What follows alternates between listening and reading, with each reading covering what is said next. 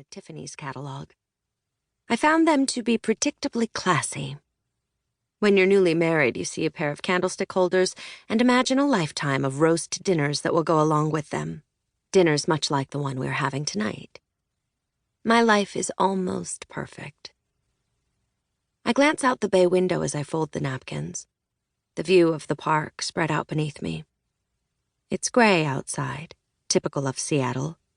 The view of the park is why I chose this particular unit instead of the much larger, nicer unit overlooking Elliott Bay.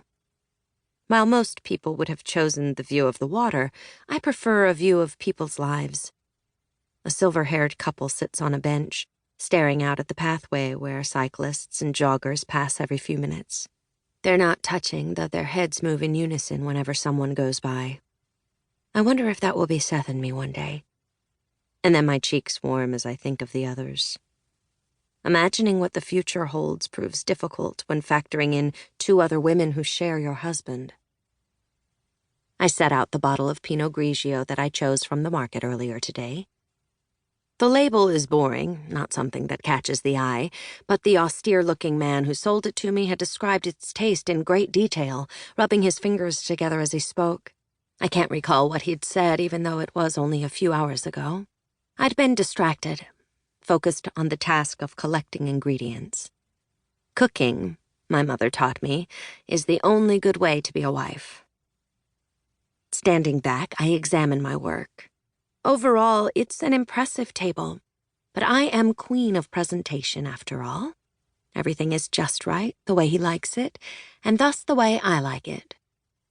It's not that I don't have a personality. It's just that everything I am is reserved for him. As it should be. At 6 o'clock sharp, I hear the key turn in the lock and then the whistle of the door opening. I hear the click as it closes, and his keys hitting the table in the entryway. Seth is never late. And when you live a life as complicated as his, order is important. I smooth down the hair I so painstakingly curled and step from the kitchen into the hallway to greet him. He's looking down at the mail in his hands, raindrops clinging to the tips of his hair. "You got the mail, thank you!" I'm embarrassed by the enthusiasm in my voice. It's just the mail, for God's sake. He sets the pile down on the little marble table in the entryway, next to his keys, and smiles. There is a tilt in my belly, heat, and a flurry of excitement. I step into the breath of him, inhaling his scent, and burying my face in his neck. It's a nice neck, tan and wide. It holds up a very good head of hair and a face that is traditionally handsome with the tiniest bit of roguish scruff. I nestle into him. 5 days is a long time to go without the man you love. In my youth, I considered love a burden. How could you get anything done when you had to consider someone else every second of the day? When I met Seth, that all went out the window. I became my mother. Doting, yielding, spread eagle, emotionally and sexually. It both thrilled and revolted me. "I missed you," I tell him. I kiss the underside of his chin, then the tender spot beneath his ear, and then stand on my tiptoes to reach his mouth.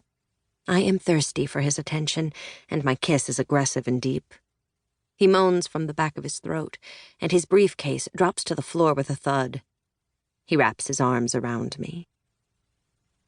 "That was a nice hello," he says. 2 of his fingers play the knobs of my spine like a saxophone. He massages them gently until I squirm closer. "I'd give you a better one, but dinner is ready." His eyes become smoky and I silently thrill. I turned him on in under 2 minutes. I want to say, beat that. But to whom? Something uncoils in my stomach. A ribbon unrolling. Unrolling. I try to catch it before it goes too far.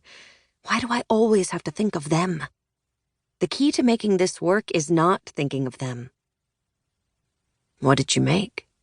He unravels the scarf from his neck and loops it around mine, pulling me close and kissing me once more. His voice is warm against my cold trance, and I push my feelings aside, determined.